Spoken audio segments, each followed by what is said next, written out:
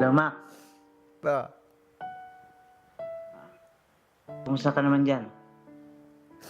ayos lang. Ha? Okay lang. Pasensya ka na ah. Kung may mga pagkukulang ako sa inyo no, mga kapatid. Sana, patawad niyo pa rin ako.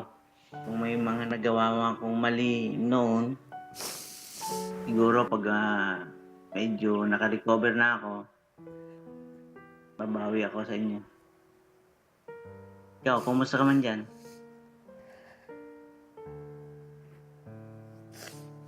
Ayos lang. Ma, Ayos lang, ayos lang.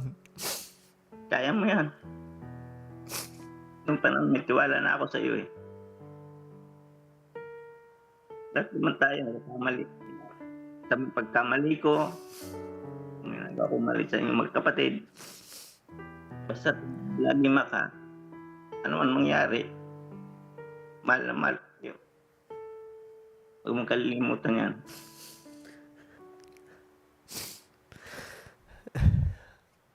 So, mag-ingat ka lang lagi pa. Kailangan ako, huwag mo ko intindihin. Sa unahin mo lang laging kalusugan mo at yun naman ang malag eh. Pero sa ngayon pa lang, humihingi na ako sa inyo ng pasensya. Sa inyong magkakapatid. Sa mga pagkukulang ko.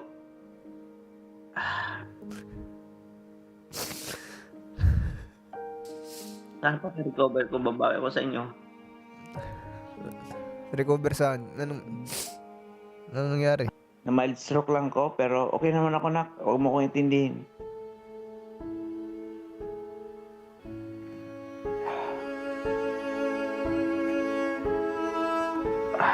Sa unahin mo lang palagi yung kalusugan mo ha.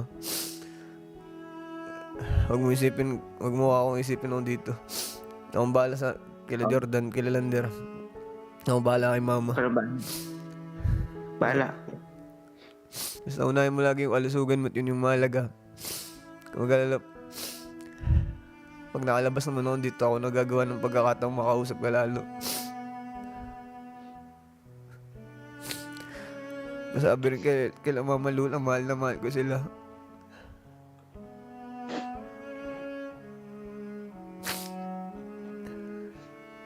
Mahal naman ka ng lula mo. Mahal naman ka ng lula mo.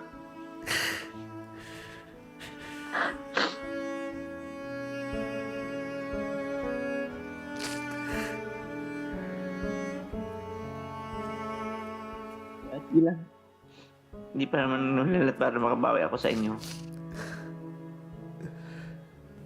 Maaari ka nang magsimulang magpaalam sa iyong ama. Ako nang gagawa ng pagkakataong makausap ka sa labas pa. Ito. Mag-ingat ka palagi. Paalam pa. Yeah. Ako bahala din, gagawin ko na lang lahat dito. JM, Kuya, anong nararamdaman mo ngayon? nagulat ako kuya. Ito masakit din sa loob ko. Na nagtatanim ako ng sama ng loob sa kanya. Tapos iniinda po siyang ganun. Hindi ko na rin alam yung kung anong sasabihin ko kasi nagulat ako sa kung ano po lagay niya ngayon.